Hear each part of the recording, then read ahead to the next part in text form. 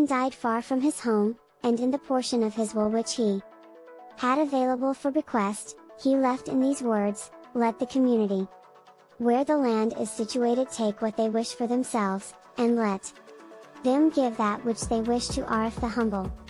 Now Arif was a young man at the time, who had far less apparent authority than anyone in the community. Therefore the elders took possession of whatever they wanted from the land which had been left, and they allocated to Arif a few trifles only, which nobody else wanted. Many years later Arif, grown to strength and wisdom, went to the community to claim his patrimony. "These are the objects which we have allocated to you, in accordance with the will," said the elders. They did not feel that they had usurped anything, for they had been told to take what they wished. But, in the middle of the discussion, an unknown man of grave countenance and compelling presence appeared among them. He said, "The meaning of the will was that you should give to Arif that which you wished for yourselves, for he can make the best use of it."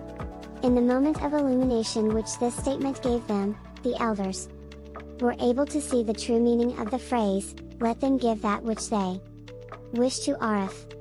"Know," continued the apparition, "that the testator died unable to protect his property, which would, in case of his making Arif his legatee in an obvious sense, have been usurped by this community.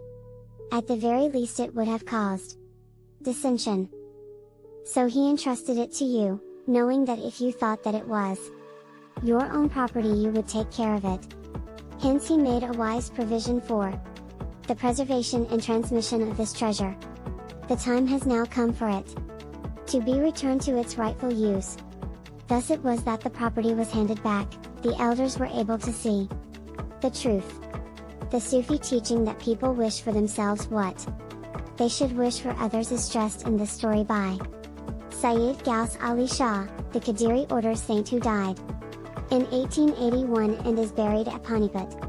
This idea is not uncommon, though in folklore it is usually interpreted to show how a bequest came in the long run to a deserving legatee who had for years been unable to claim his patrimony.